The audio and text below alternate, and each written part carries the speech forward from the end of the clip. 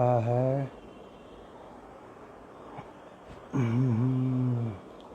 Frame तो ठीक है। और हम लोग तैयार हैं अपने आज के लाइव सेशन के लिए।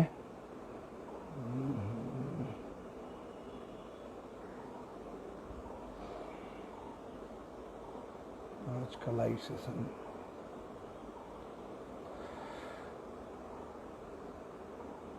हाय सुमित, रजनीश भैया हम लोग से जुड़ गए हैं, सहर आफसा जी जुड़ गई हैं, ऑफिशियल अमरजीत जी जुड़ गए हैं, काफ़ी लोग जुड़ रहे हैं और धीरे धीरे लोग जुड़ रहे हैं। तो फिर हम लोग आज के हमारे जो गेस्ट हैं प्रिंस दुबे जी जुड़ गए हैं।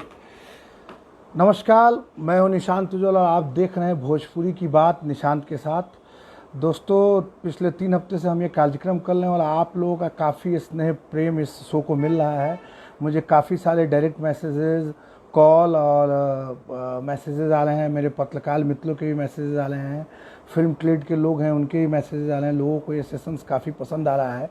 और पिछले 3 हफ्ते में हमने भोजपुरी जगत के 3 बड़े सितारे रवि किशन भैया, दिनेश लाल यादव निरहुआ भैया, मनोज तिवारी भैया से बातचीत की है।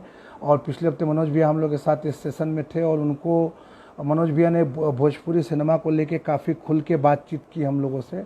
और आज भी मैं आपको एक भोजपुरी सिनेमा के बड़े शख्सियत से, बड़े सुपरस्टार से इस भोजपुरी की बात में बातचीत कराऊंगा और उनसे हम लोग भोजपुरी सिनेमा को लेके बातचीत करेंगे।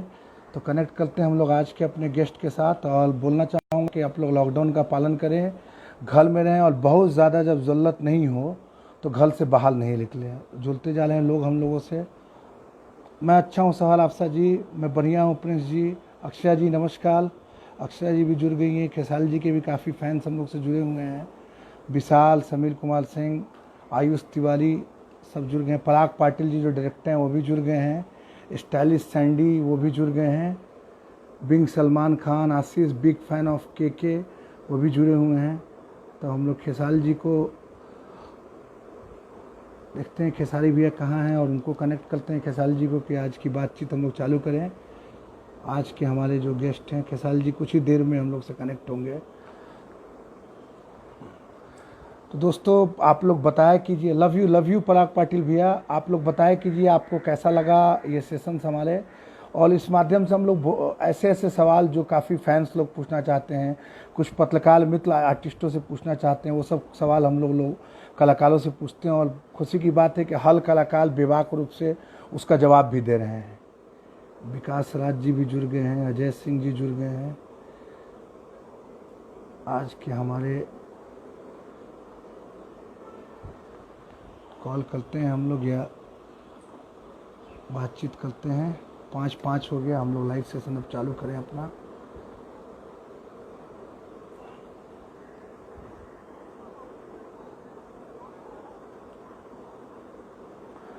हाँ भी आ गया हूँ लाइव, आप कनेक्ट कीजिए।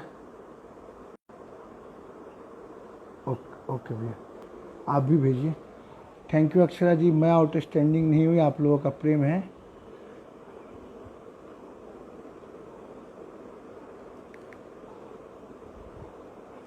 हम लोग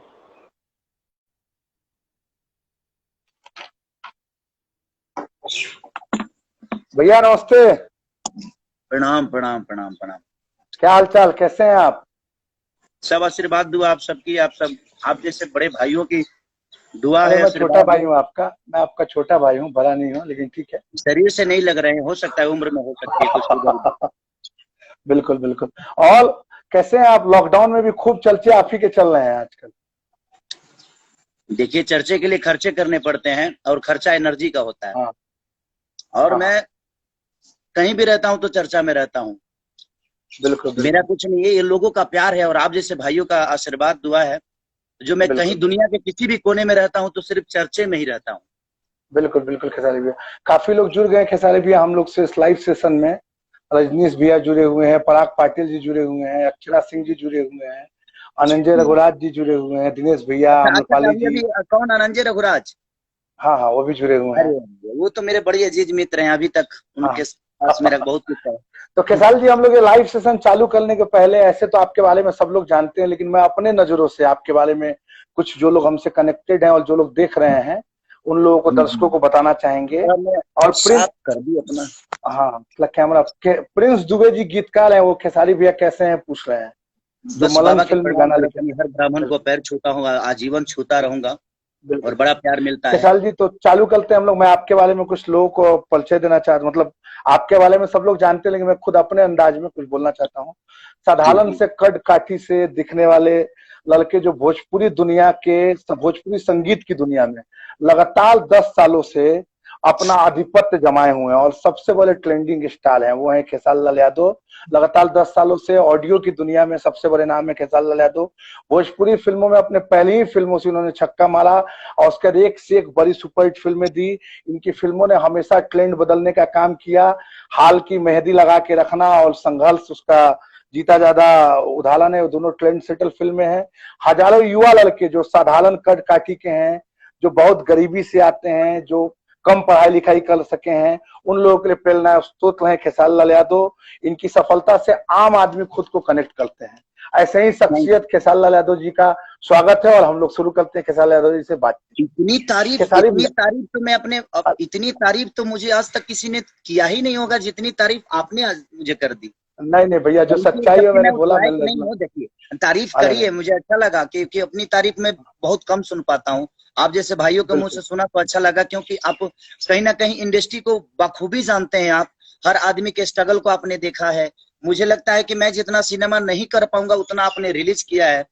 बिल्कुल तो बिल्कुल कहीं ना भैया। कहीं अब आपके मुंह से तारीफ यही से अच्छा लग रहा है कि कहीं ना कहीं जनता से आप जुड़े रहते हैं, और ये नहीं नहीं, बिल्कुल मेरे बिल्कुल हिसाब से मैं ये सारी समर्पित अपने उस जनता को करता हूं कि अगर वो नहीं होते, अगर वो मुझे प्यार नहीं दिए होते तो मैं इस तारीफ के काबिल नहीं बना होता। बिल्कुल बिल्कुल।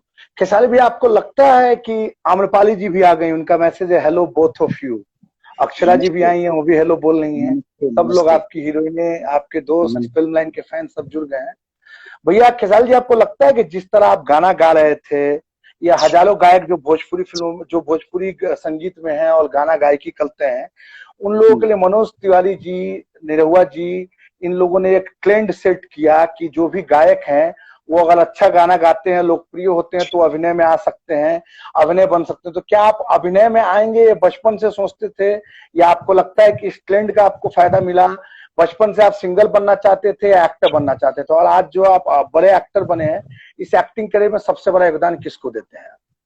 देखिए, योगदान तो मेरे कहने का मतलब कि मैं उस ऑडियंस को देता हूँ जिस ऑडियंस ने मुझे मेरे ऑडियो को अगर नहीं सुना होता, मेरी वीडियो को नहीं देखा होता, तो सबसे ज्यादा योगदान देखा जाए तो उस ऑडियंस का है। और हाँ, हीरो बनने का योगदान अगर देखा जाए तो कहीं ना कहीं मनोज भैया और रवि भैया का बहुत बड़ा योगदान है।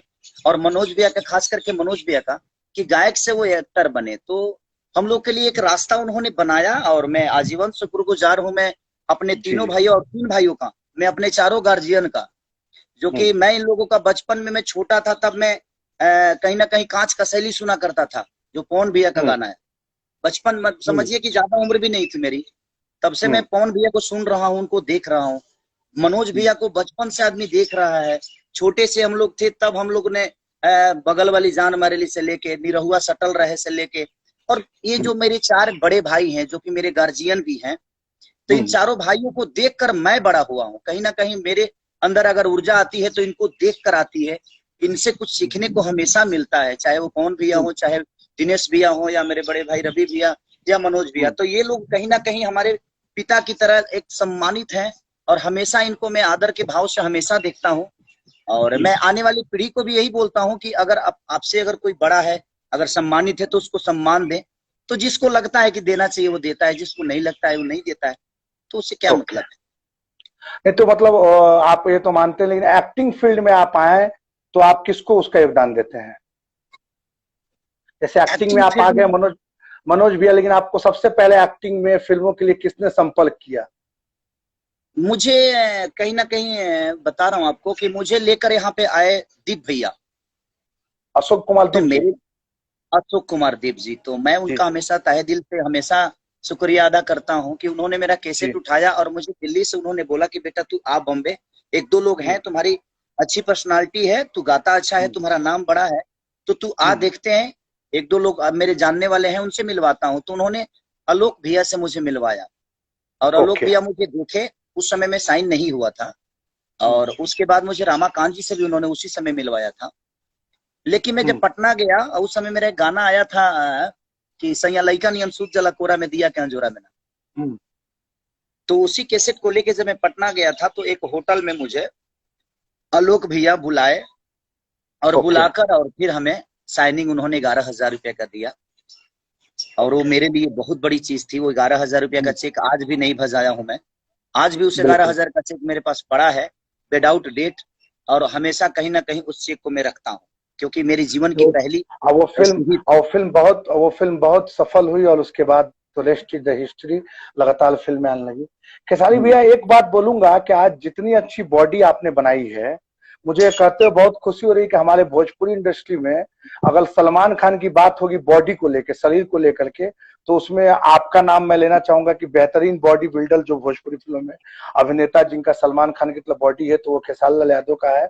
और लाखों युवा लड़के जो भोजपुरी देखते हैं, फिल्में देखते हैं, उनके भी आप जिम के लिए सब के इंस्पिरेशन है। लेकिन तब भी ऐसा होता है जब भी आपको किसी लोग को आपका क्रिटिसाइज करना होता है या आपको नीचा दिखाना होता है तो लोग कहते हैं कि आप नाच के लवंडा से अपने कैरियर की शुरुआत की है। मैंने इसलिए पूछना चाहता हूं क्योंकि मेरा मानना है कि दुनिया में कोई भी विधा हो जो ईमानदारी से रोजी रोटी देती है वो बुरी नहीं होती है। आप क्या कहेंगे इस बारे में जो आपको कहा जाता है कि नाच के लवंडा है?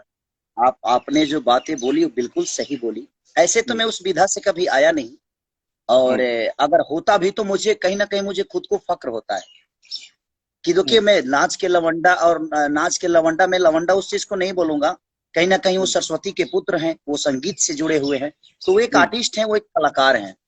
और मैं कभी इस नाच के विधा से जुड़ा नहीं, और ना ही मैं कभी नाच पार्टी में रहा हूँ। मेरी जीवन, मैं तो एक गायक था, और मैं रामायण और महाभारत गाता था। जो व्यास लोग पहले मैं 6-7 महीने रामाशंकर यादव, एक हमारे सिवान के हमारे गुरुजी थे, उनके साथ में करीब 6-7 महीना, करीब 7-8 महीना रहा। उसके बाद मैं 4-5 साल कहीं ना कहीं मेरे गुरुजी जो माननीय मेरे श्री कमलाकांत मिश्रा व्यास जी, और उन्होंने मुझे कम से कम 4 से 5 साल में उनके साथ रहा, गायकी सीखी। गायकी में क्या, मैं रामायण महाभारत गाना सीखा। तो मैं कभी नाच पार्टी में नहीं रहा, लेकिन लोगों को मानसिकता को तो मैं नहीं बदल सकता निशान जी। लोग मुझे बोलते हैं इस बात को कि हाँ खेसारी नाच का लवंडा है, बट देखिए लवंडा मैं नहीं कहता, वो एक आर्टिस्ट है। और अगर मुझे लवंडा भी बनना पड़ा तो मुझे कोई उसमें आपत्ति नहीं है इस बात से कि मैं लवंडा था। अगर लोगों का मानना है तो मेरे लिए ये बहुत बड़ी चीज नहीं है कि मैं इसको बुरा मान जाऊं। मैं बुरा नहीं मानता इस चीज को, क्योंकि वो भी एक आर्टिस्ट है। दिन भर बताइए, कोई रोजी रोटी अपना करता है, हल चलाता है, ये करता है, पेट के लिए ही तो करता है। तो पृथ्वी एक स्टेज की तरह है, और हर आदमी अपने अपने कर्तव्य के साथ उस पर डांस कर रहा है। अगर मैं नाचता हूँ, अगर मैं मान के चलिए मैं साड़ी पहन के नाचता हूँ, तो कहीं ना कहीं मैं अपने पेट के लिए नाच रहा हूँ, अपने बीवी बच्चों के पालनहार के लिए, अपने बीवी बच्चों की सुख सुविधा के लिए नाच रहा हूँ। बिल्कुल। अगर इसको दुनिया अगर मानती है कि ये विधा बहुत गंदा है तो सर सॉरी, मैं तो ये बात को नहीं मानता। मैं उसको सरस्वती के पुत्र, और नाचने के लिए जहां बात है, रासलीला किए ना भगवान कृष्ण, तो वो भी तो एक नचनिया थे। तो जिस ईश्वर ने हमें पैदा किया, हमें दुनिया दी, हमें इस पृथ्वी पर खेलने के लिए। देखिए आम्रपाली जी लिख रही हैं कि जब आप ऑन स्क्रीन लड़की बनते हैं तो अच्छी अच्छी हीरोइनों को पीछे छोड़ देते हैं। ये कॉम्प्लीमेंट दे रही हैं क्या मेरे लिए? हाँ, कॉम्प्लीमेंट ही हुआ ना। मतलब आपको ये सब लोग, अगर आपके दुश्मन जो है वो कभी भी ये सब चीजों को लेकर अगर आपको टारगेट करते हैं तो आपको इसका कोई फर्क नहीं पड़ता है? नहीं, मुझे फर्क इसलिए नहीं पड़ता कि मैं पेट के लिए करता हूं, और वो जो करते हैं वो मेरे नजर में बहुत बड़े हैं। जो नाच में लोग कलाकारी करते हैं, जो नाचते हैं, डांस करते हैं, सर मैं अगर होता भी ना, उस विधा से आया भी होता, तो मुझे इस बात का दुख कभी नहीं होता, और ना ही कभी दुख होगा मुझे। तो मैं यही कहूंगा कि नहीं, तो मैं यही कहूंगा कि उस लाइन में जो भी है अपने बच्चों का अगर पालन हार कर रहा है और वो संगीत डांस करके कर रहा है, तो जिन लोगों के नजर में ये चीजें गलत है उनसे भी मैं ये पूछना चाहता हूं कि हर आदमी तो नाचता ही है। कोई कलम लेकर नाच रहा है, कोई तमूर बजाता है, तो कोई पिस्टिंग बजाता है, तो कोई किलाट बजा रहा है, कोई साड़ी पहन रहा है। जहां तक सवाल है, हमारे यहाँ कुछ लोग, अपने इंडस्ट्री के भी लोग हैं, खेसारी भैया, कुछ लोग लिख रहे हैं कि आप क्लियर नहीं दिख रहे हैं, धूप बहुत ज्यादा आपके ऊपर है, थोड़ा बहुत साइड करके अगर मैनेज कर सकते हैं। हाँ अब सही हो गया, अब सही हो गया। एक मिनट में एक्चुअली वो, हाँ क्या करिएगा। चलिए तो बोलने अभी दीजिए लोगों को वही, क्योंकि अब काफी, मैं हाँ ऐसे अच्छा ही रख अभी सही लेता आ हूँ, रहा मैं ऐसे है, ही अभी रख आ रहा है लेता सही। जी जी अभी आ रहा है सही। हूँ। तो मेरे कहने का मतलब कि देखिए, हमारे यहाँ कुछ लोग जो अनपढ़ लोग हैं, जिनको इस हम्म बात का ज्ञान नहीं है कि संगीत का मतलब क्या होता है, हम्म उसी इस वही आदमी इस चीज को गलत बोलता है कि हाँ ये लवंडा है, ये इस टाइप का है, वैसा है। ठीक है, अच्छी बात है, मैं कुछ तो हूँ, और मैं अपने बच्चों को पाल तो रहा हूँ, भीख मांग कहीं गलत काम तो नहीं कर रहा हूँ। दूसरी बिल्कुल चीज, बिल्कुल। एक और बात बता रहा हूँ आपको, कि बताइए वही ना भैया। कमल हसन जब साड़ी पहनकर इंडस्ट्री में नाचते हैं, हाँ तो वही चाची कलाकार 420 शुरू में भी बने होते थे, हैं। हाँ। चाची 420 में जब कमल हसन ने नाचा तो दुनिया ने उनकी तारीफ की। अंटी नंबर 1 में गोविंदा जी ने जब नाचे तो हाँ दुनिया ने उनको अपने हाथों में अपने दिल में बैठाया और उनको एक बिल्कुल आर्टिस्ट का रूप दिया, एक कलाकार का रूप दिया। दूसरी बिल्कुल। चीज, जब बच्चन साहब साड़ी पहनकर नाचे तो उनको दुनिया ने एक कलाकार के रूप में देखा। हमारी बिल्कुल सबसे बड़ी प्रॉब्लम ये है हमारे भोजपुरी की, कि अगर हम कुछ अच्छा करने की, अगर हम अपने आप को कुछ अच्छे ग्रेड में लेकर जाने की कोशिश करते हैं, तो हम्म कुछ लोगों को प्रॉब्लम होती है, जो कि हमारे इंडस्ट्री से भी जुड़े हुए हैं। हम्म। ऐसा नहीं है कि हमें लवंडा बोलने वाला और डांसर बोलने वाला और छक्का बोलने वाला सिर्फ पब्लिक है, ये इंडस्ट्री के लोगों ने हवा नहीं नहीं, बनाया उसको। पब्लिक तो प्यार करती है, तब इतना वाला सुपरस्टार बना है वो, कहीं ना यस कहीं यस आपके जो यस। विरोधी होते हैं। चलिए जी जी जी, खेसारी जिनको जी, जिनको खेस, जिनको मैं बिल्कुल खटकता हूँ, जिनको हाँ मैं प्रॉब्लम करता हूँ, जिनको आगे बढ़ने में रुकावट डालता हूँ, जबकि मैं किसी के हाथ नहीं खींचता, मैं अपने बिल्कुल। काम से अपने आप को ऊपर करता हूँ, मैं अपनी लकीरों को बड़ा करता हूँ, किसी की लकीर को छोटा करने की कोशिश नहीं करता। बट उनको लगता है कि ये बड़ा कैसे हो गया। भाई जी, मैं अपनी गरीबी बताऊंगा तो आप रो दोगे। नहीं मैं बताऊंगा उस खेसारी जी, आदमी हूँ कि, मैं पूछूंगा आपसे, गरीबी को आऊंगा। अभी मैं पूछना चाहता हूँ खेसारी हाँ जी तो हमारी मुद्दा जो कि थी सुनिए, तो हाँ वो जब नाचते हैं तो उनको दुनिया आर्टिस्ट का रूप देती है। लेकिन जब हम साड़ी, अच्छी बताइए, हमारे बड़े भाई दिनेश भैया ने साड़ी नहीं पहना? हाँ बिल्कुल पाना। वो मेरे बड़े भाई हैं। क्या पवन भैया ने प्रेम, साड़ी नहीं पहना? बिल्कुल बिल्कुल पाना। पवन पुरवैया में पूरी अरे फिल्म भाई सिनेमा मुझे लगता है रवि किशन रवि जी ने भी भैया ने पहना है साड़ी सबने। पहना, और सबने पहना है। और ये लेकिन मेरे अंदर, एक आर्टिस्ट जैसे पुलिस बनता है, जैसे डॉन बनता है, जैसे रोमांस करता है, कॉलेज गोइंग बॉय, वैसे ही एक वो कैरेक्टर है। ठीक है, उसका यस, जवाब मिल गया हम लोगों को कि आपको, आप उसका मतलब उन लोगों को ये ऐसे जो लोग ऐसे नहीं, विरोधी और ऐसी जिनको बात करते हैं भाई उसका आपको जी, कोई और फर्क नहीं है। जिनको संदेह भी है कि मैं अगर नहीं हूँ वो बड़ा, मैं ये सब देखिए नहीं आम्रपाल हूँ। जी लिखी कि दिनेश जी बहुत बहुत सुंदर दिखे थे। मधु जी लिख रही हैं कि very hard working actor. Thank you thank you, आप दोनों को दिल से थैंक यू। आप लोगों ने तो, आपके बिल्कुल साथ मैंने सिनेमा भी की है, और अमरपाली जी के साथ तो मैंने कोई सिनेमा नहीं की है। और मेरी, बिल्कुल मैं क्या बोलूंगा, मैं बाद में बोलूंगा जो मेरे लिए किया है। बिल्कुल भैया। लेकिन मैंने मधु जी आप के साथ 2-3 आप सिनेमा किए। बिल्कुल बिल्कुल बिल्कुल, आप हमेशा विवादों में रहते हैं। जब तक लोग हम्म, आपके साथ होते हैं तो ठीक हम्म। होता है, जैसे ही वो आपके साथ मतलब नहीं होते हैं तो आप डोली में गोली मार देते हैं, किसी को भताल भतियाला बोल देते हैं। मतलब आप अपने गानों से लोगों से बदला लेते हैं। सच में ये गाने किसी के लिए आप गाते हैं कि ऐसे ही लोग विवाद में आपको घसीट देते हैं? बहुत देखिए होता इंपॉर्टेंट क्या है, अभी का ज्वलंत सवाल नहीं है ये। नहीं सुनिए, अब निशांत जी मैं आपको बताता हूँ। जी जी। होता क्या है कि मैं उस चीज को मनोरंजन के लिए गाता हूँ। हम्म एक प्रेमी एक प्रेमिका के लिए कितना आक्रोश में रहता है जब उसको, अगर वो छोड़ने की बात करती है। हम्म तो अगर हम किसी से मोहब्बत करते हैं तो लगता है कि हमारी दुनिया हिल गई, हम्म। हमारी दुनिया हिल गई। दूसरी चीज, अभी जो अभी इस गाने की बात कर रहे हैं कि आपने, जो मैंने गाना गाया था कि हाँ रहत भतार आला भतियारा भटाल रहता भतियारा जाता। जी। हाँ, मैं 6 महीना पहले इस गाने को गाया था। ये मुझे ओके। पता 6 महीना पहले नहीं था कि लॉकडाउन हो जाएगा और हर आदमी अपने घर में आ जाएगा। जी जी। और वो गाना को सुनिए, हम्म हमरा के तनिको न माने ला, दोसर देवाल जाके फाने ला, इत हम्म, घूमी घूमी, इत घूमी घूमी खोजत चारा। जी जी। एक पत्नी अपने पति की जो हरकतें है वो अपने हम्म सहेली से बोल रही है। हम्म ऐसा नहीं है कि मैंने आरा शहर पे पहली बार गाना गाया हूँ। मेरे कम से कम 10 ऐसे गाने होंगे जो आरा के लिए होंगे, क्योंकि मेरे लिए कोई जिला नहीं है, मेरे लिए कोई जाति नहीं है। मेरे लिए हर वो जिला मेरा अपना है, हर वो जिला के लोग मेरे अपने हैं। कुछ लोग इस गाने को विवादित बनाने के लिए और पब्लिक को आपस में लड़ाने के लिए, खुद की रोटी सेकने के लिए उन लोगों ने इस गाने को एक विवाद दे दिया। ओके, मतलब आपने ये गाना किसी के ऊपर नहीं गाया था, आप किसी भी साथी कलाकार के ऊपर गाना नहीं गाते हैं, ये लोग उसको बिल्कुल नहीं कनेक्ट कर भाई लेते जी, मेरा मानसिक, और आप अगर लोगों को लगता है कि मैंने, कुछ लोगों को लगता है कि मैंने पवन भैया के लिए गाया है, वो मेरे बड़े भाई है, वो गार्जियन है, और उसको आज से नहीं देख रहा हूं मैं, जब मैं 6 बरस के था ना, तब से मैं देख रहा हूं उस आदमी को बड़ा देखते हुए।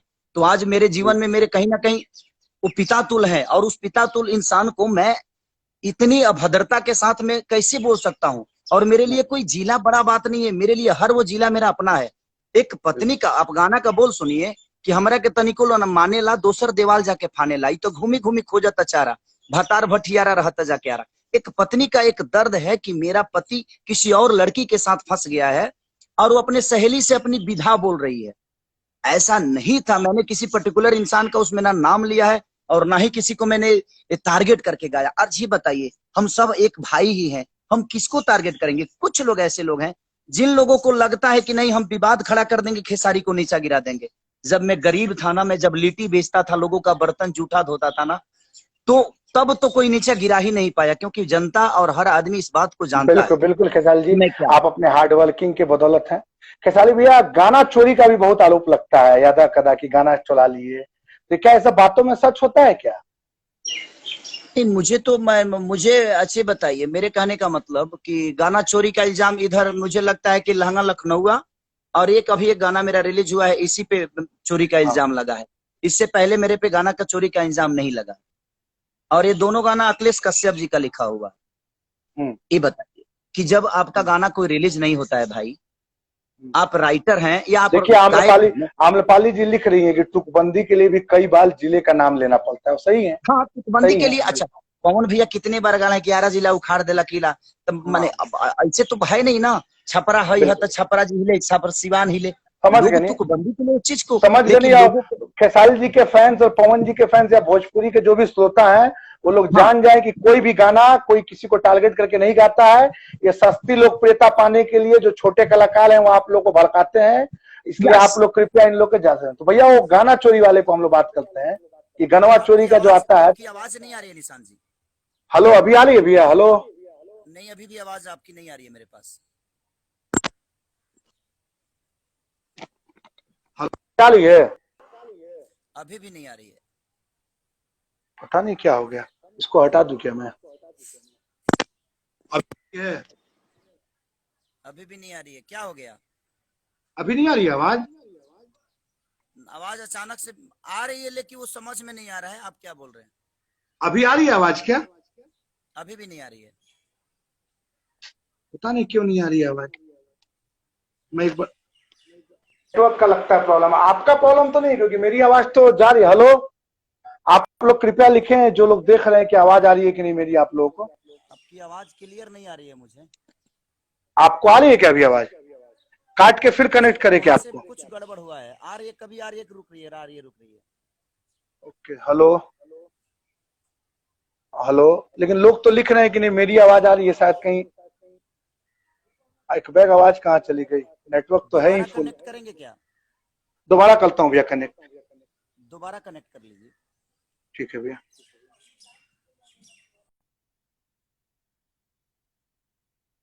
खेसारी जी की आवाज में प्रॉब्लम आ रहा है, फिर से हम लोग खेसारी जी को कनेक्ट करते हैं।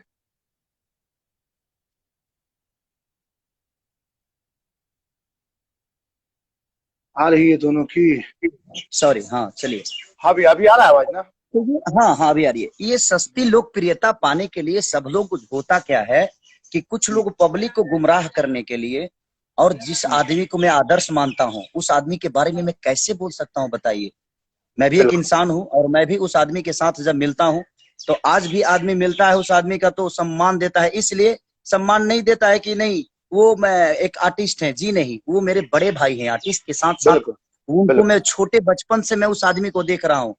हम्म, कहीं ना कहीं मैं उनको देखकर बड़ा हुआ हूँ, तो वो आदमी मेरे लिए गार्जियन है, और उस गार्जियन के बारे में मेरे शब्द कभी गलत हो ही नहीं सकते कि जिनको देखकर मैं बड़ा हुआ हूं उनके बारे में मैं ऐसी अश्लील बातें करूं।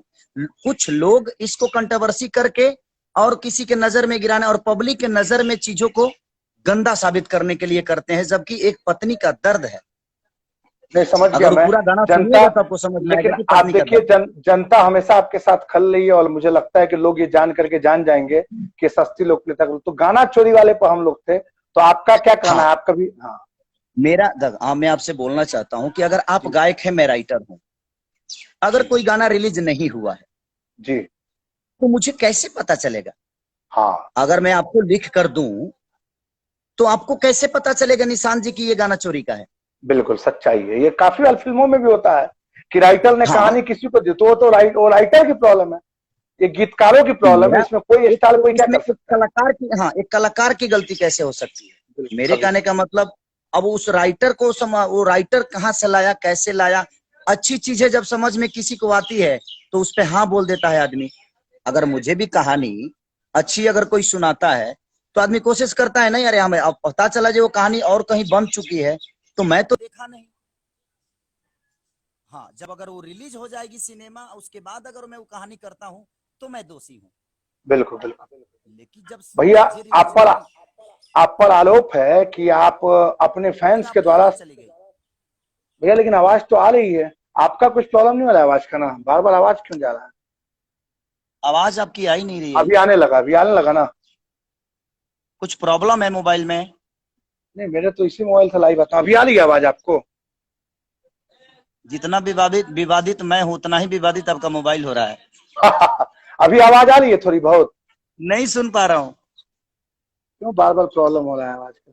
फिर से काट के कनेक्ट करता हूँ, मैं लगता है बार बार प्रॉब्लम हो रही है हम लोग के कनेक्शन में। बार बार खेसारी भैया से कनेक्शन में हम लोग को प्रॉब्लम हो रही है, उनका आवाज कभी गड़बड़ हो जा रहा है। आज पता नहीं पहली बार ऐसा हो रहा है। कनेक्ट करते हैं फिर से हम लोग खेसारी जी को। हाँ खेसारी जी, अभी आ रहा है आवाज? हाँ, अभी आ रही है। ओके। ये आरोप लगता है आपके ऊपर कि आप अपने फैंस के द्वारा साथी कलाकारों को सोशल मीडिया पर गाली दिलवाते हैं, या जो आपके अच्छा विरोध में होता है उसके आपके फैंस लगातार गाली देने लगते हैं। ये सब चीजें बहुत जरूरी है लोगों को जानना कि आप सर, सच में ऐसा मैं करते हैं कि नहीं। हाँ सुनिए, मैं एक आर्टिस्ट हूँ, कोई रेलवे रेलवे का अधिकारी नहीं जो मुझे पता चलता है कितने टिकट कंफर्म है। और मैं, देखिए, मैं, मेरे कहने का मतलब कि मैं एक वर्कर टाइप का हूं। मैं रेलवे का कर्मचारी होता तब ना मुझे पता चलता कि कितने फैन हैं और कितने लोग हैं और कौन, हाँ भाई कितने सीट नंबर है इनका। अब हम कहाँ हैं, हम रेलवे पे टिकट काटी ले। आह, अब इ लोग के बुझात होई कि ना खेसरिया रेलवे के टीटी ह, एकरा पता बा, एकरा लगे चार्ट सीट बा कि हाँ एकरा के जानी ले हम।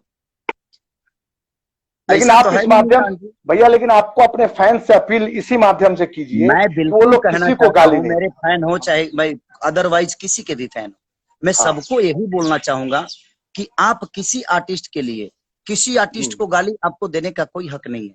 आप हम्म बिल्कुल मत दीजिए, ये आपका दायित्व तो हम्म बनता है, क्योंकि हर आदमी की माँ माँ की तरह ही होती है और माँ का दर्जा बहुत बड़ा होता है, बहन बहन की तरह होती है और बहन का दर्जा बहुत बड़ा होता है।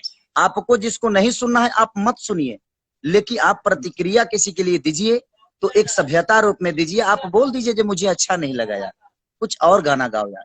मेरा कहना का मतलब यह है, आप डायरेक्ट किसी को गाली देकर और किसी को अपनी जुबान गंदा करके आपको क्या मिलेगा उससे? ना मैं बिल्कुल किसी को घर चलाता हूं और ना ही बाकी कोई स्टार किसी का घर चलाने वाला है।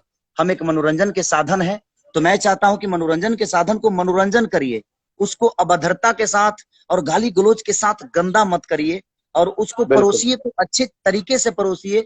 आप किसी के भी, आज नहीं तो कल उस आदमी का कोई भी गाना आएगा तो आपको अच्छा लगेगा और आप ही तारीफ करेंगे। तो अगर आप अपने आचरण को, अपने विचारधारा को अच्छा रखेंगे तब ना आपको दुनिया कहीं ना कहीं अपना लेगी। जब आप बिल्कुल बताइए, अगर खेसारी के फैन है, अगर पवन जी को गाली देते हैं या दिनेश जी को देते हैं या मनोज भैया को या किसी अदरवाइज किसी भी इंसान को देते हैं, तो क्या लगता है वो मुझे नहीं देंगे? बिल्कुल सही क्योंकि बात आज है। नहीं तो कल वो मुझे भी दे सकते हैं। अगर मान लीजिए मेरे बड़े भैया पवन, गार्जियन स्वरूप पवन भैया का अगर फैन है, चाहे दिनेश भैया का फैन है, अगर वो उनके तरफ से मुझे गाली देते हैं तो क्या वो उनको नहीं देंगे? तो मैं नहीं तो यही लोगों कहना से चाहता हूँ निवेदन है, तो कि जो खेसारी जी सच्चे के जो फैन भी है, फैन है,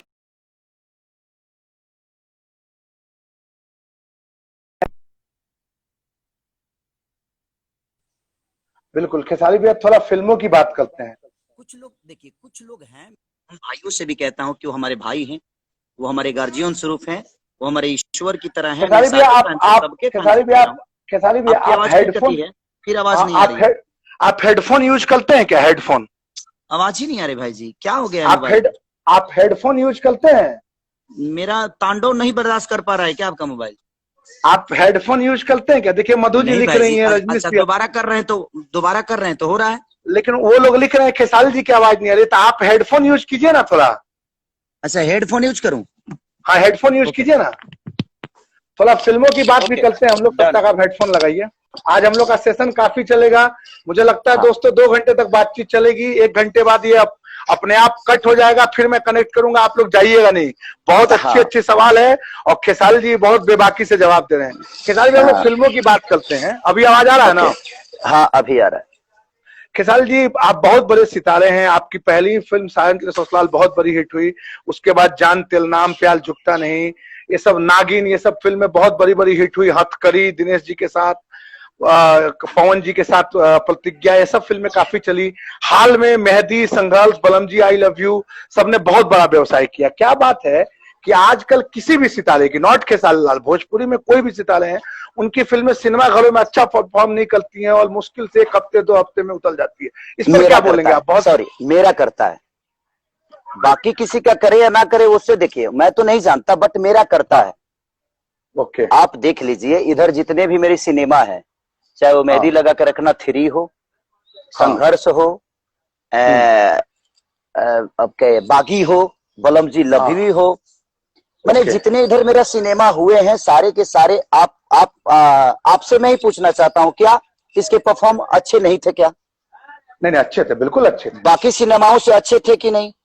हाँ तो मेरा करता है, मेरा करता है। बाकी देखिए, बाकी क्या करता है उससे मुझे कोई लेना देना नहीं, सब अपने किस्मत से चलता है। मेरी किस्मत कहीं ना कहीं पब्लिक और जनता खेसारी को अपने दिल में बसाती है, प्यार करती है और सबको करती है। मैं किसी के लिए नहीं बोल रहा हूँ, सब लोग अपने ही हैं, अपने इंडस्ट्री के लोग हैं, अपने इंडस्ट्री में मेरा चलता है। उसका रीजन बताता हूँ भाई जी, मैं बहुत कम टाइम में सिनेमा करता हूँ, बहुत कम टाइम में सिनेमा करता हूँ। मैं 25 दिन में सिनेमा क्योंकि मैं काम करता हूँ, सिर्फ काम ही करता हूँ।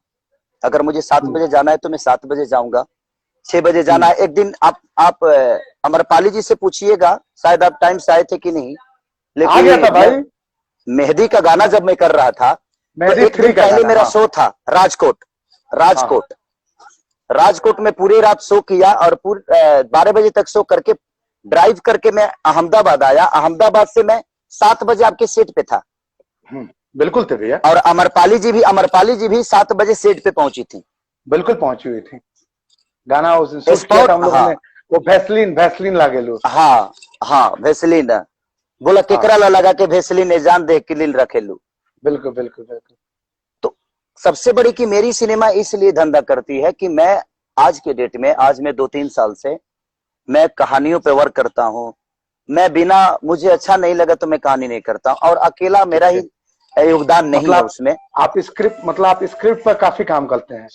बिल्कुल काम करता हूं, मैं म्यूजिक पे काम करता हूं, स्क्रिप्ट पे काम करता हूं, और मैं काम करने जाता हूं तो सिर्फ काम ही करता हूं। खेसारी जी मैं काम करने जाता हूं तो बिल्कुल। एक सवाल और है, आपने अच्छा बोला कि आप स्क्रिप्ट बहुत अच्छा चुनते हैं और आपकी काफी फिल्मों में हम लोगों ने देखा है कि कुछ नया नया स्क्रिप्ट होता भी है, लेकिन आलोक सिंह जी प्रोड्यूसर हैं जिन्होंने आपको लॉन्च किया। आप खुद ही उनकी काफी तारीफ किए कि वो एक माध्यम बने और आपको उन्होंने फिल्मों में बड़ा मुकाम जो मिला है उसमें उनका बहुत बड़ा योगदान है। आपको लेकर उन्होंने 1 से 1 फिल्में बनाई। एक फिल्म आपको लेकर वो बनाना चाहते थे, उस स्क्रिप्ट को उन्होंने आपको सुनाया भी। उस फिल्म के डायरेक्टर उन्होंने सतीश जैन जी को लगा था, जिन्होंने रिक्शा वाला, निर्वा हिंदुस्तानी जैसी सुपरहिट, निर्वा रिक्शा वाला 2 और निर्वा हिंदुस्तानी जैसी सुपरहिट फिल्में दी थी। उस फिल्म को आपने ना बोल दिया, जबकि सेम स्क्रिप्ट पर छत्तीसगढ़ में फिल्म बनी। वो फिल्म हमेशा बहुत बड़ी ऑल टाइम रिकॉर्ड हुई छत्तीसगढ़ में, और छत्तीसगढ़ में उस इंडस्ट्री को एक नया रूप दे दिया उस स्क्रिप्ट में। तो कैसे बोलते हैं आपके स्क्रिप्ट पर काम करते हैं? इसमें कहाँ चूक हो गई आपसे कि आपने आलोक जी जिसने लॉन्च किया उनका कहानी आपने रिजेक्ट कर दिया, उनकी फिल्म को रिजेक्ट कर दिया? नहीं, देखिए निशांत जी, कभी कभी चीजें होती है परिस्थिति और स्थिति। उस समय मैं काफी व्यस्त था, काफी बिजी था, और उस बात का मुझे आज भी अफसोस है। ऐसा नहीं कि मैं हर चीज को उंगली रखता हूं तो सही हो जाती है। उस समय आलोक भैया बिल्कुल सही थे, कहीं ना कहीं डायरेक्टर हमारे जो सतीश जैन है वो भी बिल्कुल सही थे, लेकिन उस समय की जो परिस्थिति मेरी थी, मैं काफी व्यस्त था और काफी इतना सर पे लोड था कि मैं उस सिनेमा को डेट देने में मुझे लगता था कि मैं किसी को अगर डेट दे दिया हूं, अगर उसका हिलाऊंगा तो कहीं ना कहीं यार तकलीफ होगी उसको भी, क्योंकि सबके साइनिंग हो चुके हैं, किसी का डायरेक्टर साइन है तो हीरोइन साइन है तो ये साइन है तो वो साइन है, उन लोगों को तकलीफ हो जाती। और उस बात का मुझे भी कहीं ना कहीं अफसोस है भाई जी कि मैं वो चीजें गलत किया था। और ऐसा नहीं कि मैं एक ईश्वर हूं कि मैं किसी भी गलत कर दूं, और उस समय मैं अपने आप को रॉन्ग बता रहा हूं अपने। और कहीं ना कहीं उस समय आलोक भैया बिल्कुल राइट थे, और आलोक भैया हमेशा राइट रहते हैं, वो कुछ भी करे मेरे लिए वो हमेशा राइट हैं। और उस समय क्या चूक हुई परिस्थितियों की वजह से मैं आलोक सिनेमा भैया, नहीं कर पाया। खेसारी जी को आपके स्क्रिप्ट पर कोई संशय नहीं था, आपके मेकिंग सेंस पर कोई संशय नहीं था। कुछ चीजें होती हैं जो परिस्थितिवश होता है, तो कृपया आप आइए और फिल्म फिर से बनाइए, हम लोग सब आपका वेट कर रहे हैं। खेसारी जी, आपके ऊपर आरोप लगता है कि आपने गायकी उद्योग में जातिवाद का सहारा लिया, जातिगत भावनाओं को उठाकर आप सफल हुए हैं गायकी में। फिल्मों में तो जाति नहीं होती है, गायकी में लोग बोलते हैं कि आपने फैंस को जातिगत आधार पर बांटा कि मैं यादव हूं तो फलना, ऐसा है क्या कुछ? देखिए भाई जी, बात ये है कि मैं एक गरीब परिवार से आता हूँ। हाँ मेरी जो परवरिश हुई है वो हाफ पैंट में हुई है। जी जी मैं दूध बेच के उसमें कुछ पानी मिला के अपने खर्चे चलाया करता था। जी जी मैं अपने गांव में भी बहुत सारी चीजें देखा हूँ। मैं जाकर भारती कैसेट एक था, मैं आज आपको पूरी अब जीवन बता रहा हूँ। अरे जीवन पूछेंगे हम लोग, ये जातिगत खाली आप बताइए ना, इसके बाद हम पूछेंगे ना। देखिए होता क्या है कि कुछ लोग हुआ क्या, जे मैं कुछ लोगों से मेरी पंगा थी। और पंगा क्या कि एक कार्यक्रम के लेके कुछ ऐसा विवाद हुआ था, और एक समुदाय, तो मुझे मालूम है। हाँ एक समुदाय की वजह से मेरे तरफ पथराव हुआ। हाँ पथराव हुआ तो मैं कहीं ना कहीं दुखी हुआ कि मैं किसी का आज तक नहीं बिगाड़ा। मैं हमेशा लोगों के दिल में रहने का काम करता हूँ, लोगों की मदद करता हूँ, हेल्प करता हूँ। आखिर मैंने किसी का क्या बिगाड़ा है? अब उसी में कहीं ना कहीं मुझे लगा जो उस समुदाय के ऊपर मैंने बात की, उस आदमी के ऊपर मैंने बात की, और लोग उसको जातिवाद दे दिए। मतलब आप जातिवाद के उस जाति के चक्कर में नहीं होते हैं, जातिवादी भाई जी, संगीत की कोई जात ही नहीं होती है, कोई सीमा ही नहीं होती है। अगर सीमा होती और जात होता तो पाकिस्तान से कलाकार आकर और हिंदुस्तान में गाना नहीं गाते। क्या बात है, बहुत सही बात बोला आपने।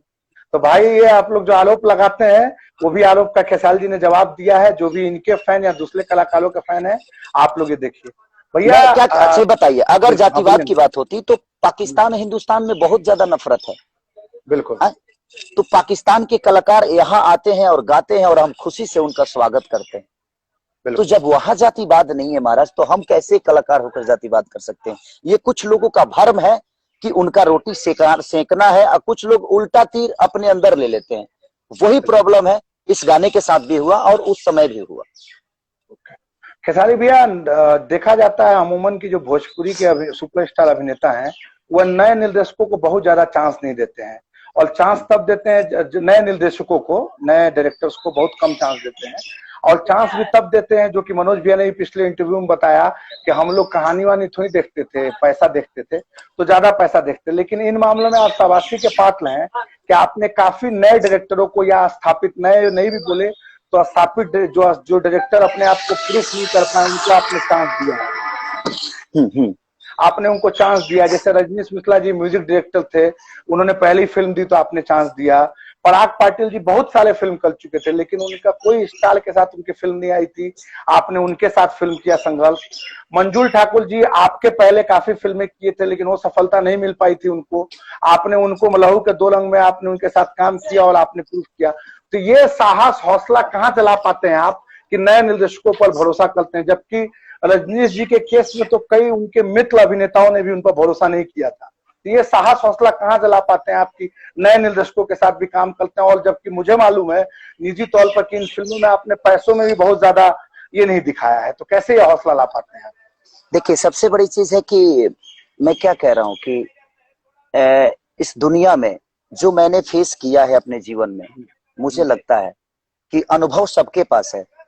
रजनीश मिश्रा हो, हमारे यहाँ तक कि प्रियांशु जी भी जब वो मेरे साथ सिनेमा किए थे तो उनकी भी पहली सिनेमा थी और मेरी भी पहली सिनेमा थी। प्रियांशु जी एक फिल्म कर चुके थे, भैया के साली रहने वाली फिल्म। अच्छा, ओके, तो मुझे पता नहीं था उस समय। हाँ, मैं उस समय छोटा था भैया, देखा था उस सिनेमा, मैंने देखा था। हाँ। तो मेरा हंस क्यों रहे हैं आप? फिर इसको भी लोग विवाद कर देगा। नहीं नहीं नहीं नहीं नहीं, बोलिए ना आप। मेरा आदत है थोड़ा बहुत हंसना चाहिए ना। तो मेरा लोग मानना बोलते हैं कि मैं यहाँ, हंसता नहीं हूँ, तो अभी तक मैं जो इंटरव्यू कर रहा था सब सीनियर कलाकार लोग थे। आप मेरे हम उम्र भाई हैं, तो मैं आपके सामने हंस सकता हूँ ना, इसलिए बोलिए। आज जूनियर के साथ मिले हैं आप। ना ना ना, जूनियर कैसे आप फिल्म लाइन में भले जूनियर है, लेकिन उम्र में तो हमारे जूनियर नहीं। नहीं, एक्चुअली वही बातें बोल रहा हूँ ना, आज मैं आपका जूनियर ही हूँ। प्रशांत हाँ, निशांत एक बहुत बड़ा नाम है और वो अरे बिल्कुल रहेगा। भैया, आप लोग का आशीर्वाद और है भैया। बिल्कुल। निर्देशक, जहां तक बात है निर्देशक और हाँ डायरेक्टर की, निर्देशक डायरेक्टर को हाँ बोलते हैं ना? हाँ हाँ भाई, डायरेक्टर को बोलते हैं। तो नए नए निर्देशकों को आप कैसे मौका देते हैं? हाँ, अब बताता हूँ आपको।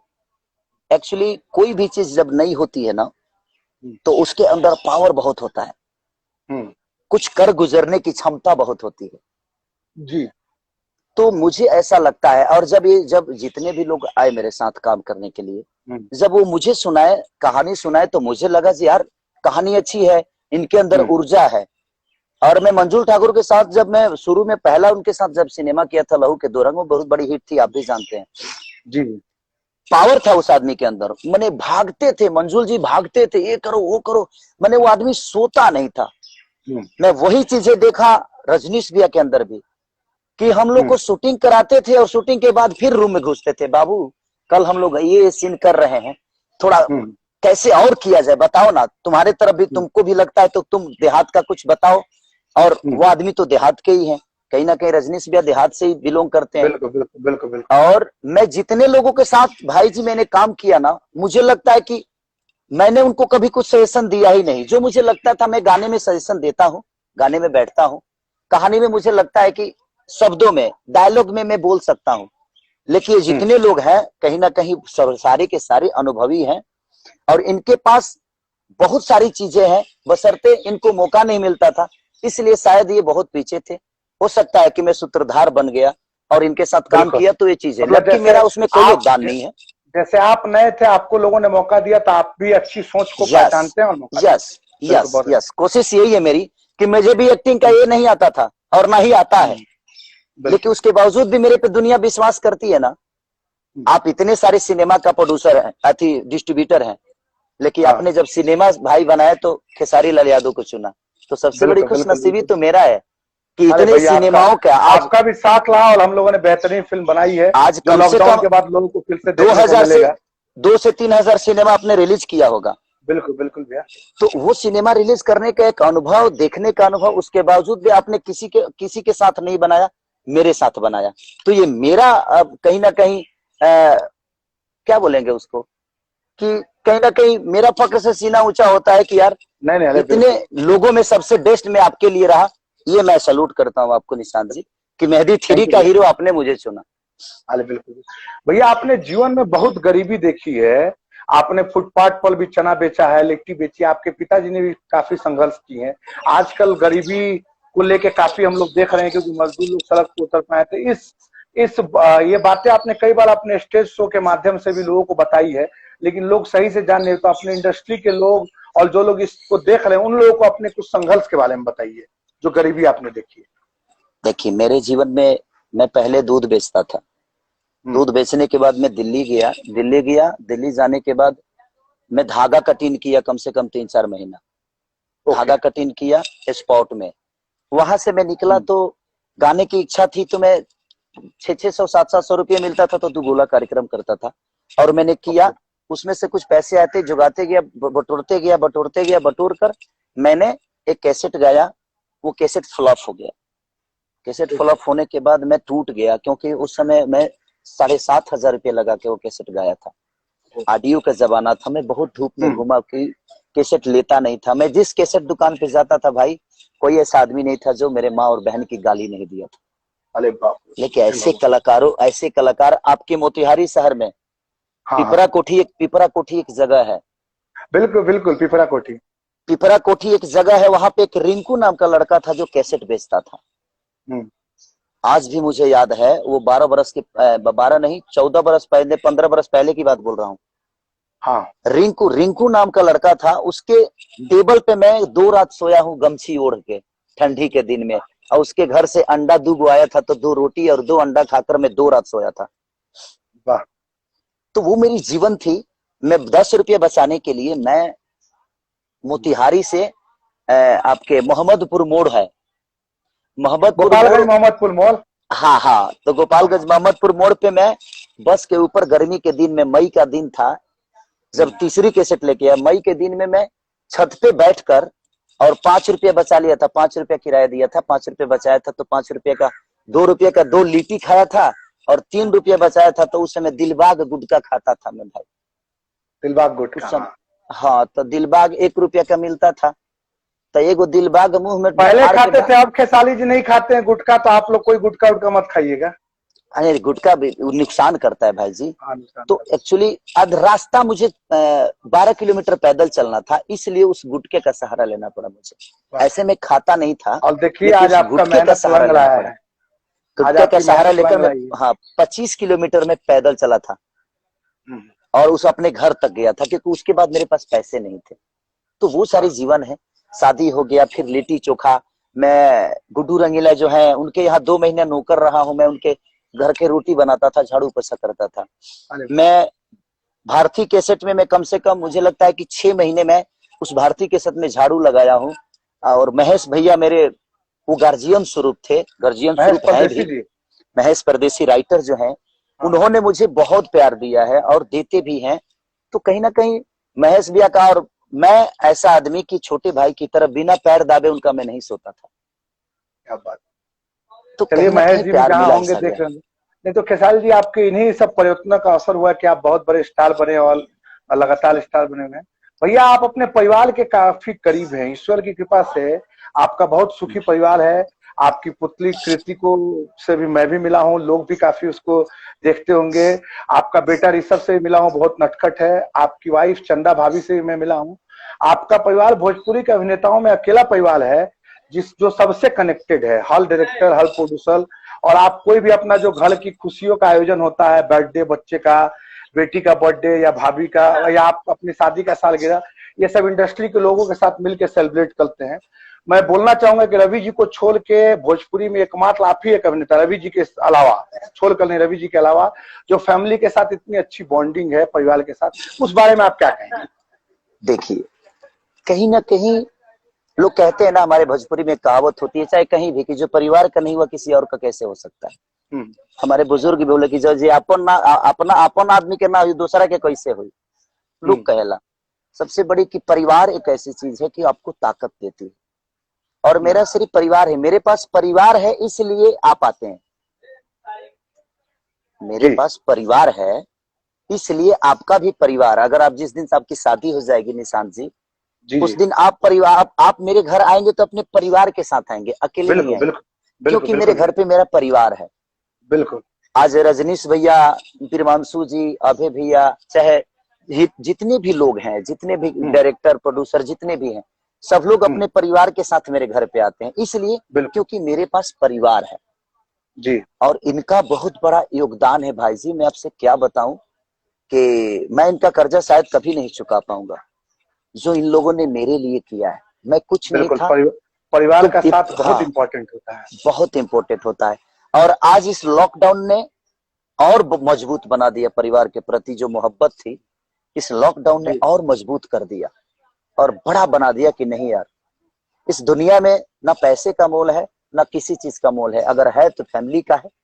और जो जनता हमें मोहब्बत देती है उसको ईश्वर हमेशा बनाए रखे। मैं ईश्वर से यही प्रार्थना करता हूँ कि इन लोगों की जिंदगी बनी रहे ताकि हम ऐसे ही खुश रहें। बाकी फैमिली के अलावा भी आरोप लगता है कि समय समय पर फिल्म इंडस्ट्री में भी आपकी फैमिली बनते रहती है, कभी किसी हीरोइन के साथ, कभी किसी के साथ। भले आप इस पर कुछ ना बोले, लेकिन ये बातें दबी जुबान से इंडस्ट्री में होती है। इस कारण क्या होता है कि नई लड़कियां जो होती हैं वो नहीं आती कि वो यहाँ तो हीरो के साथ अफेयर करना होता है, हीरोइन बनना पड़ता है, तो खेसारी जी के साथ इस पर क्या बोलेंगे खेसारी जी? अगर ऐसी कुछ बातें हैं क्या?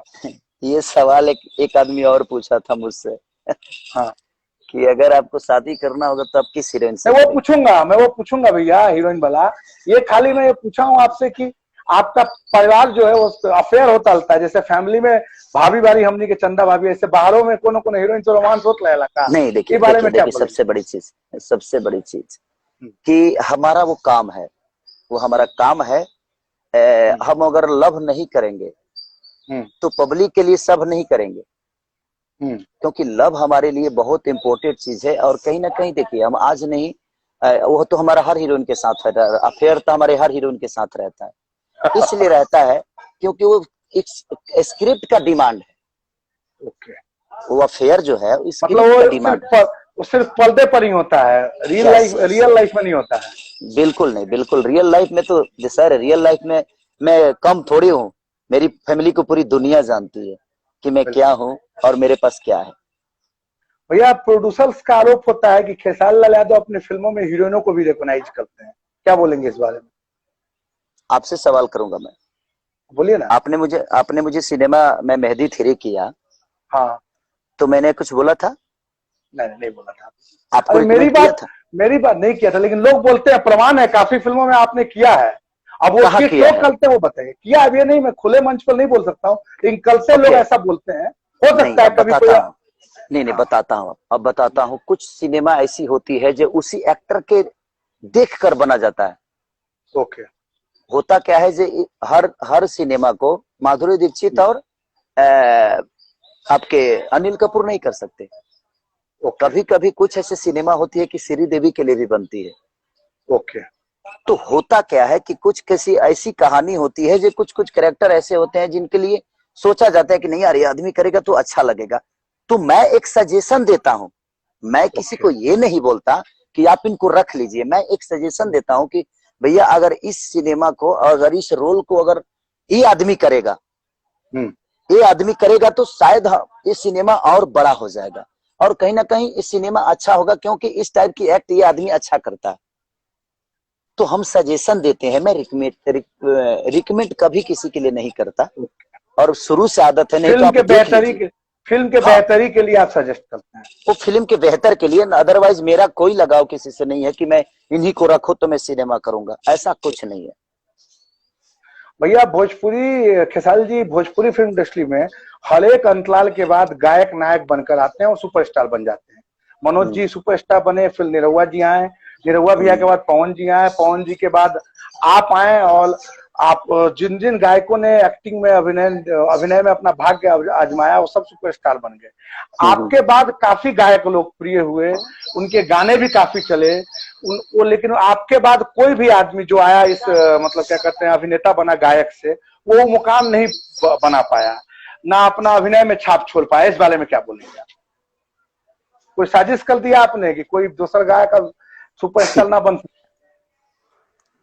देखो, हम कुछ बोलब तो बड़ा विवाद हो जाए यार। नहीं, कुछ बोलिए, जो आपको लगता है बोलिए। तेज हमनी है, एगो कहावत कहल जाला कि तेज लइका कौची दुनी करते में चिन्हा जले जा। हाँ, बिल्कुल बिल्कुल, इस बात को आप बचपने में मानते चिन्हा हैं? जला।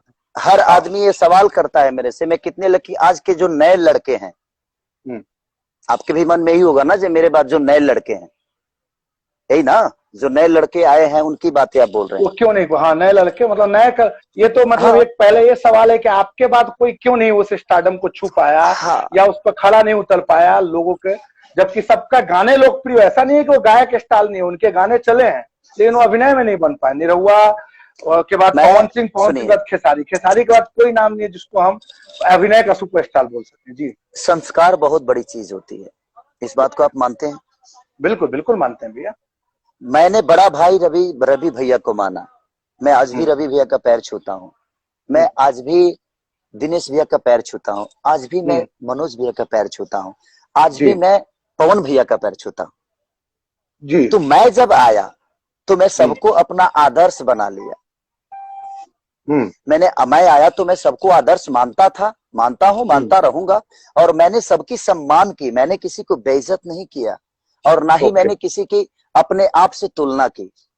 लेकिन मेरे बाद अब लोग बोलते हैं कि वो लोग नए हैं, लेकिन नए कहां से? 5 साल से सबका कम से कम देखा जाए तो सारे हीरो जितने आपने गिनवाया मेरे बाद, सारे हीरो को कहीं ना कहीं 15-20 फिल्में हो गई। बिल्कुल। तो आपको क्या लगता है, उन लोगों में किनमें संभावना लगता है कि नए कलाकारों में जो कुछ आगे कर सके? मैं तो नया ही बोलूंगा। देखिए, मैं इस पे टिप्पणी करना नहीं चाहूंगा। संभावना होती तो अब तक हो गया होता, लेकिन संभावना मैं क्या बोलूं। इंसान सिर्फ गायक बनने से एक्टर नहीं हो सकता। हमारे गाने 5,000 मिलियन जा सकते हैं भाई जी, वो 2 मिनट के गाने हैं, 3 मिनट के गाने हैं, लेकिन 2.5 घंटे आपको झेलने के लिए बहुत कुछ करना पड़ता है। चलिए इसी पर आपके यही 2.5 मिनट के गाने पर मैं एक सवाल करता हूँ कि भोजपुरी संगीत में बहुत काम हो रहा है, एल्बम के गाने और फिल्मों के गानों में बहुत अंतर नहीं रहता है, समानता ही होती है। जब इवन गायक अपने जो होते हैं, जो भी गायक वीडियो एल्बम गाते हैं, वो खुद उसमें एक्टिंग करते हैं, तो और गाने वो भी काफी हिट होते हैं, तो लोग आपको फिल्मों में देखने क्यों जाए? जब खेसारी लाल अपने गाने पर यूट्यूब में फ्री पर उपलब्ध है, तो सिनेमा घरों में लोग क्यों देखने जाए खेसारी लाल को, जबकि गाने वैसे ही होते हैं, खेसारी लाल जी वही खेसारी लाल होते हैं। मैं वही तो आपसे बोल रहा हूँ भाई जी, हाँ, कि एल्बम में खेसारी भी, मुझे लगता है कि सबसे ज्यादा गाना गाने वाला मैं ही आदमी हूँ हर हाँ, सीजन बिल्कुल का। आप ही, बिल्कुल उसके बावजूद भी खेसारी की फिल्में आती है तो रुकती नहीं है, उड़ जाती है, चलती नहीं उड़ती है, बिल्कुल चलती नहीं है उड़ती है, तड़तड़ाती है साला, जहां जाइए एकदम बने पंपमा जाती है। उसका रीजन क्या है? बिल्कुल। हाँ, खेसारी ऑडियो में कुछ अलग है और सिनेमा में कुछ अलग है। ओके, मतलब आपका 3 कहना है मिनट कि लोगों को अलग होना चाहिए। देखिए 3 मिनट तो महाराज बंदर का नाच भी दुनिया देख लेती है, कहीं मदारी आता है तो। मैं एक बात बोल रहा हूँ, मैं हकीकत बातें बोल रहा हूँ, मैं जी, ये जी, जी। कोई बनावटी बातें नहीं और किसी के भड़काने के लिए नहीं बोल रहा हूँ। ना, तो ना, ना, 3 बिल्कुल, मिनट बिल्कुल। के लिए 3 मिनट के लिए कोई किसी को एंजॉय दे सकता है, लेकिन 2.5 घंटा एंजॉय दिलाने के लिए हमें खुद पे बहुत मेहनत करनी पड़ती है। हमें हर विधा पे काम करता है, अपने बॉडी पे, अपने जुबान पे, अपने स्टाइल पे, अपने आंखों पे, अपने बातों पे, अपने चाल पे, अपने डांस पे, अपने फाइट पे, अपने पहनाव पे, अपने कपड़ों पे, अपने स्टाइल पे, हर उस चीज पे आपको काम करनी पड़ती है। आपने सिर्फ एक गायकी किया तो आपने 3 मिनट लोगों को अपना बना लिया 3 मिनट में, लेकिन 2.5 घंटे के लिए अपना बनाने के लिए हमें कितनी वर्क करनी पड़ती होगी भाई साहब। तो 2.5 घंटे किसी को अगर आपको अपना बनाना है तो उसके लिए 2.5 घंटे वाला वर्क करना पड़ेगा आपको। ओके, मतलब मैं आपके लॉकडाउन हिसाब में से भी फिल्म आपके मेरे हिसाब से मैं आज भी अपने घर में कम से कम 600 डिप्स मारता हूँ। ओके, अपने आप पर मेहनत करना चाहिए मैं व्यक्ति को, खुद अगर पे आपको मेहनत दिखता है। करता हूँ, मैं खुद पे मेहनत करता हूँ, क्योंकि मुझे खुद को प्रेजेंट करना है और मैं लोगों का विश्वास हूँ। मैं कहीं ना कहीं धड़कता हूँ लोगों के धड़कन में, दिल में। तो हमें कितनी वर्क करनी पड़ेगी। यहाँ परिवार आपका अपना साथ छोड़ देता है कभी कभी भाई जी, और आज 40 करोड़ जनता को अपना बनाने के लिए कितना वर्क करना पड़ता होगा। तो आप नहीं बिल्कुल, करेंगे तो कैसे होगा। और जब आते हैं, जितने भी लोग आए हैं मेरे, जितने भी, जबकि देखिए उम्र में सब लोग मेरे से बड़े हैं, सबसे मैं छोटा ही हूँ, सब लोग मेरे सीनियर ही हैं, देखा जाए तो गायकी में भी सीनियर हैं और मैं सबका जूनियर हूँ। जितने भी मेरे भाई हैं जो 20-20 से सिनेमा कर चुके हैं, सब लोग मेरे भाई हैं और सब लोग बड़े भाई की तरह। ऐसा नहीं, उम्र में भी छोटा हूँ मैं, गायकी में भी छोटा हूँ, एक्टिंग में भी छोटा हूँ। ये लोग मेरे से पहले भी बहुत सारी चीजें कर चुके हैं, लेकिन नहीं नहीं, चलना और चलना। एक्टिंग में तो छोटे नहीं है, क्योंकि लोग आपको खूब प्यार दे रहे हैं, तो एक्टिंग में छोटा नहीं बोलूंगा। खेसारी जी, भोजपुरी के सितारे एक ही पॉलिटिकल पार्टी में सब लोग हैं, जितने भी सितारे हैं, मनोज भैया, दिनेश भैया, रवि भैया, पवन जी। आप कभी बीजेपी, कभी आरजेडी, कभी जेडीयू, कभी कांग्रेस, कभी क्या कहते हैं सपा, किस पार्टी में आप हैं? देखिए मैं किसी पार्टी का नहीं हूँ और मैं सब पार्टी का हूँ। हाँ। मैं उस जनता के पार्टी का हूँ जहां जनता जाती है। हम्म। मेरे कहने का मतलब कि मैं अगर बीजेपी के प्रचार के लिए कहीं जाता हूं तो मैं वहां उस प्रचार के लिए नहीं जाता, मैं उस जनता के लिए जाता हूं जो खेसारी को देखने आती है, ताकि मैं इसी बहाने उस जनता से मिल लूंगा और उनका प्यार लेके आ जाऊंगा यार। तो मैं उस कभी पार्टी के लिए नहीं गया और प्रत्याशी के लिए नहीं, मैं उस जनता के लिए जाता हूं कि इसी बहाने मैं उस जनता से मिल लूंगा, उनका प्यार मिल जाएगा। हमारे जाने और ना जाने से क्या फर्क पड़ता है, ऐसा थोड़ी है। मैं तो जाता हूं खाली एंजॉय करने के, उनको देखूंगा, मिलूंगा और तो बात आगे करूंगा। चल के आप भी राजनीति में आ सकते हैं, जैसे बाकी सब ये तो अभिनेता लोग समय आए। बताएगा, मैं उससे पहले कुछ नहीं। अभी तो भाई अब क्या कर रहे हो, राजनीति में मुझे अभी मत ढकेलो आप। अभी तो मैं 30 वर्ष राज करूंगा, मैं यहीं पे देख उड़ रहा हूं, मैं देख रहे हैं अभी जिस तरह रवि भैया उड़ते हैं, मैं उड़ रहा हूं अभी, और उड़ रहा हूं, और आप कह रहे हो कि आप राजनीति में चले जाइए। मुझे भी खेसारी जी। लोगों का प्यार चाहिए हम्म, और वो नहीं, बहुत मनोरंजन ही से चाहिए। मैं चाहता हूं कि मैं मतलब लोगों का एंजॉय कराऊं, मैं खुशियों में हमेशा नाचूं, गाऊं, खेसारी कूदूं भैया, और उनके ये दुख में लाइव, कमा के ये जाकर खर्चा मेरे करूं। जो भी लोग ये देख रहे हैं लाइव, अभी 2-20 सेकंड में कट हो जाएगा, फिर से रिकनेक्ट होंगे हम लोग, क्योंकि इंस्टाग्राम में 1 घंटे में लाइव होता है। और अभी एक घंटे और हम लोग बात करेंगे खेसारी भाई से। खेसारी भाई मैं 2 मिनट बाद फिर कनेक्ट होऊंगा आपसे। ये कनेक्ट जो भी लोग देख रहे हैं, आप लोग कहीं जाइएगा नहीं, फिर से 2 मिनट में मैं कनेक्ट हो रहा हूँ IGTV वीडियो डाउनलोड करने के बाद।